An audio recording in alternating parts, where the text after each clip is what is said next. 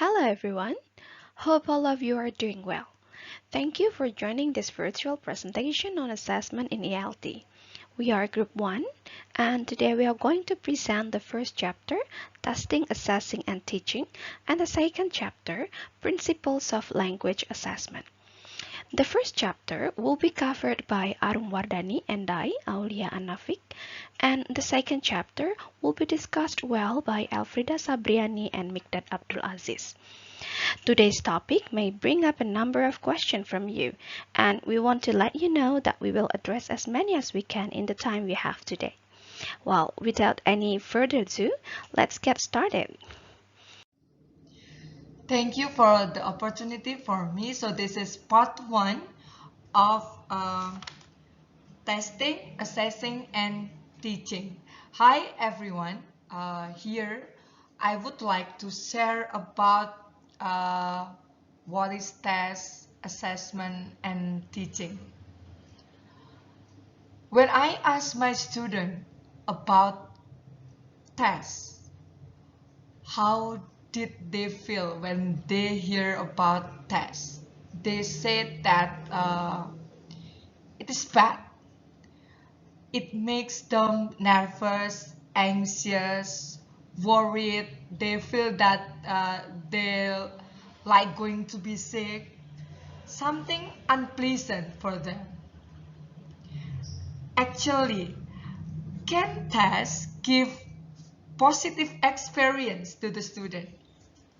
The answer is yes, because the test can help create authentic, intrinsically motivating, and also build confidence to the student.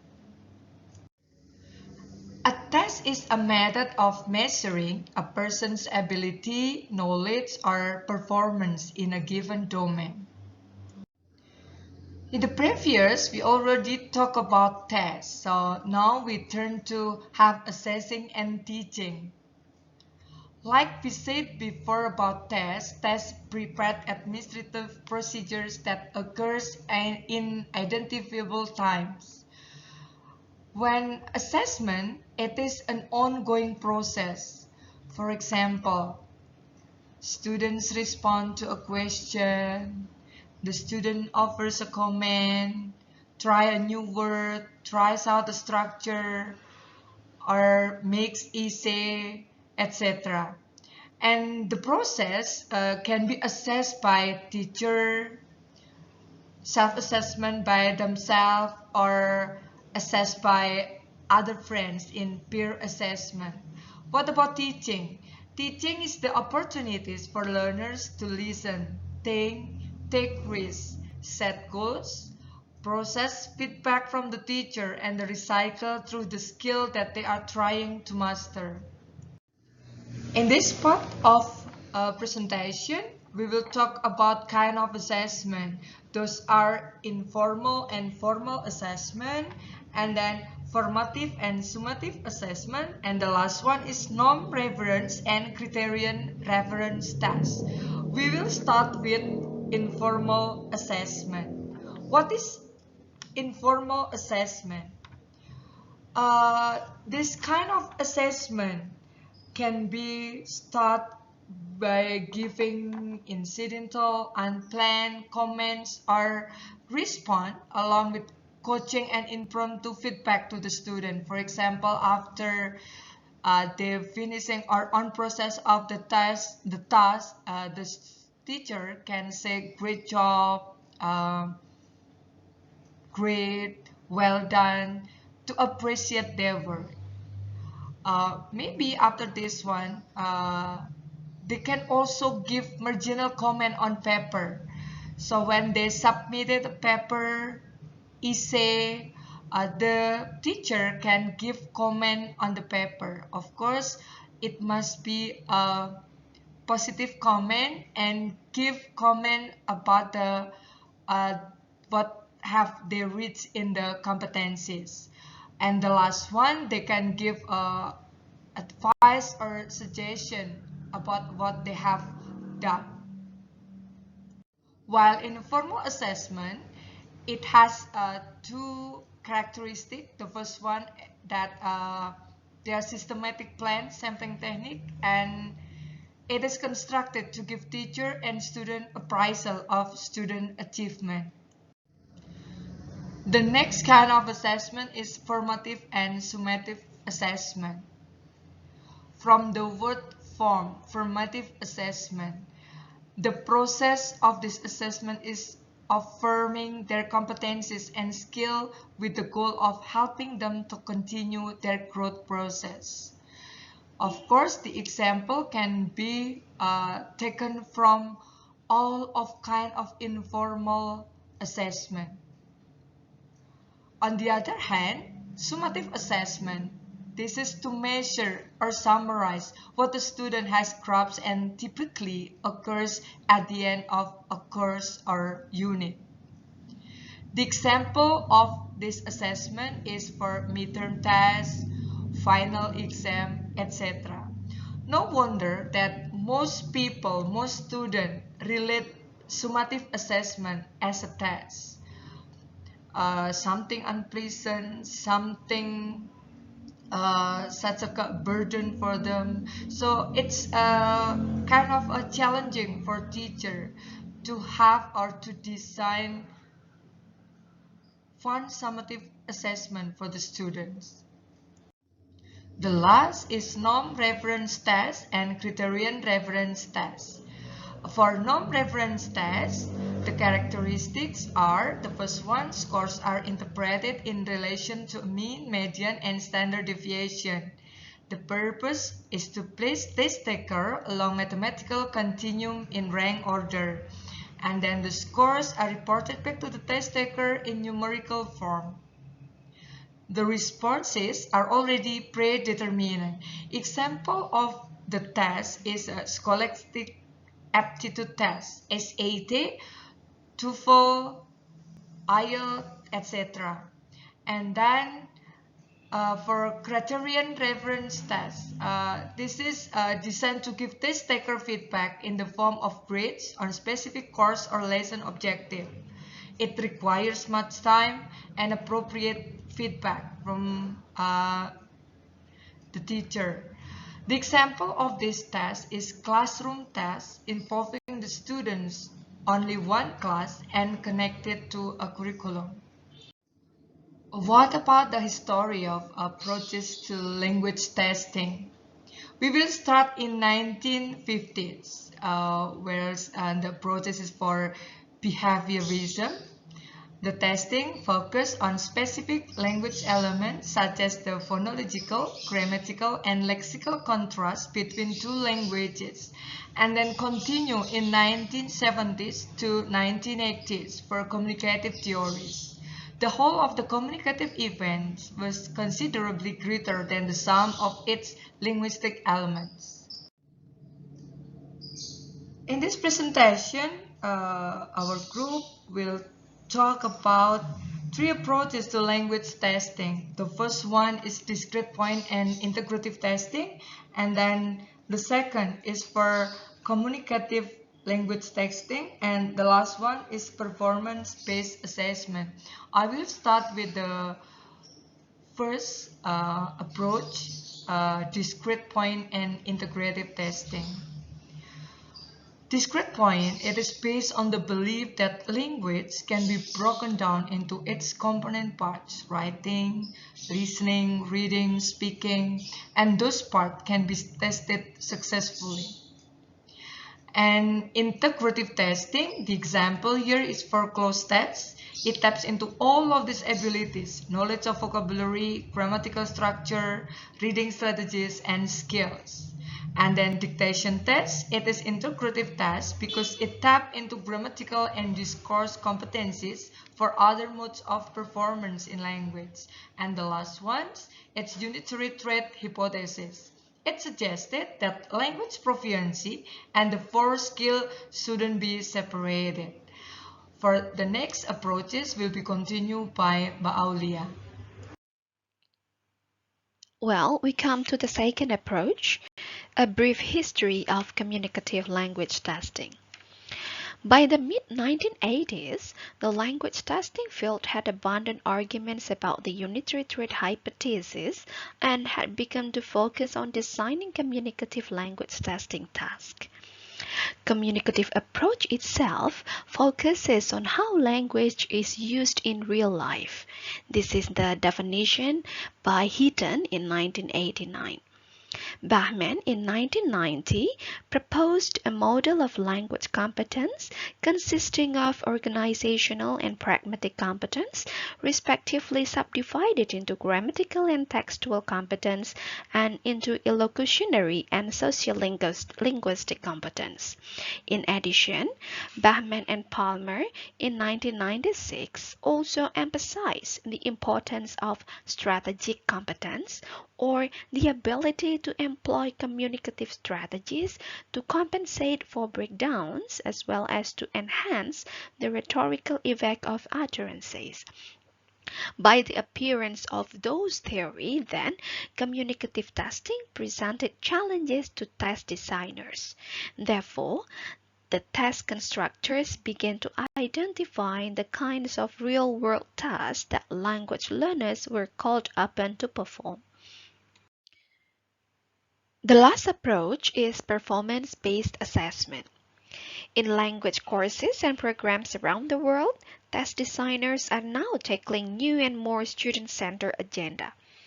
Instead of just offering paper and pencil selective response tests of a plethora of separate items, performance-based assessment of language typically involves oral production, written production, open-ended responses, integrated performance, group performance, and other interactive tasks. A characteristic of many, but not all, performance-based language assessment is the presence of interactive tasks. In such cases, the assessment involves learners in actually performing the behavior that we want to measure. In interactive tasks, the test takers are measured in the act of speaking, requesting, responding, or in combining listening and speaking, and in integrating reading and writing. Paper and pencil tests certainly do not elicit such communicative performance. The prime example of an interactive language assessment procedure is an oral interview. Well, this is the last part of the brief history of language approach. The next slide, we're going to discuss the current issue in classroom testing. The design of communicative and performance-based assessment rubrics continues to challenge both assessment experts and classroom teachers. Let's take a look at three such issues. The first is the effect of new theories of intelligence on the testing industry. Then the advent of what has come to be called alternative assessment. And the last is the increasing popularity of computer-based testing. Let's discuss deeper on the next slide of those issues. Intelligence was once viewed strictly as the ability to perform linguistic and logical mathematical problem solving. This intelligence quotient concept has permeated the Western world and its way of testing for almost a century, until there was some new view of intelligence. Robert Sternberg, 1988-1997, charted new territory in intelligence research in recognizing creative thinking and manipulative strategies as part of intelligence. All smart people aren't necessarily adept at vast reactive thinking. They may be very innovative in being able to think beyond the normal limits imposed by existing tasks, but they may need a good deal of processing time to enact this creativity. More recently, in 1995, Daniel Goleman's concept of EQ, emotional quotients, that spurred us to underscore the importance of emotions in our cognitive processing. Those who manage their emotions, especially emotions that can be detrimental, tend to be more capable of fully intelligent processing. Anger, grief, resentment, self-doubt, and other feelings can easily impair peak performance in everyday tasks as well as higher order problem solving. The next view of intelligence is Gardner's theory in multiple intelligence. In order to capture the full range of abilities and talents that people possess, Gardner proposed 8 intelligences. He theorizes that people do not have just an intellectual capacity, but have many kinds of intelligence, including musical, interpersonal, intrapersonal, spatial, naturalist, and linguistic intelligences. Those new conceptualization of intelligence, therefore, give impacts on the testing agenda. They helped to free us from relying exclusively on timed, discrete point, analytical tests in measuring language. Our challenge there to test interpersonal, creative, communicative, interactive skills, and in doing so, to place some trust in our subjectivity and intuition. The next issue is traditional and alternative assessment. This table highlights differences between the two approaches adopted from Armstrong 1994 and Bailey 1998. However, two caveats need to be stated here. First, the concept in table represents some overgeneralization and should therefore be considered with caution.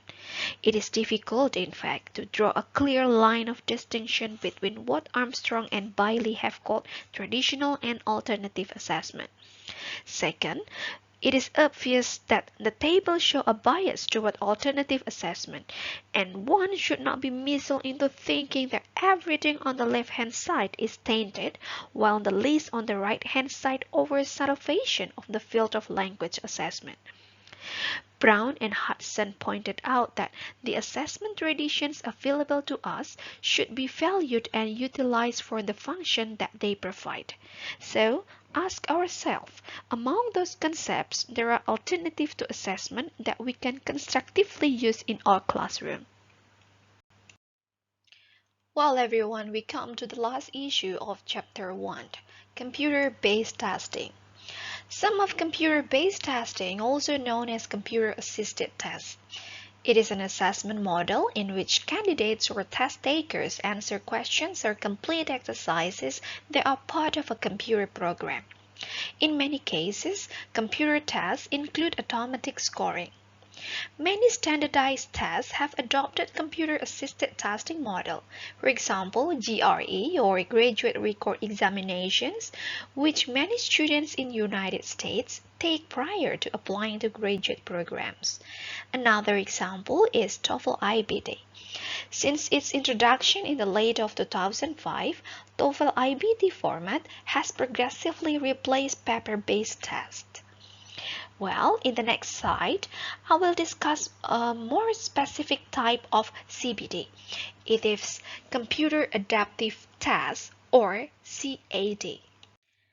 CAD or Computer Adaptive Test is a specific type of computer-based test. CAD sometimes referred to a personalized assessment. It is a test which adapts to the candidate's ability in real time by selecting different questions from the bank in order to provide more accurate measure of their ability level on a common scale. In CADs, test takers sees only one question at a time and the computer scores each question before selecting the next one. Computer-based testing with or without CAD technology offers some advantages. You can see the advantages on the left side of the table. Of course, some disadvantages are present in our current predilection for computerizing testing. You can see them on the right side of the table. Computer technology can be a boon to communicative language testing. Teachers and test makers of the future will have access to an ever-increasing range of tools to safeguard against impersonal, stamp-out formulas for assessment. By using technological innovations creatively, testers will be able to enhance authenticity, to increase interactive exchange, and to promote autonomy. Well, it's bring me to the end of this part. The next part, or the second chapter, will be elaborated by Elfrida. Elfrida, chance yours.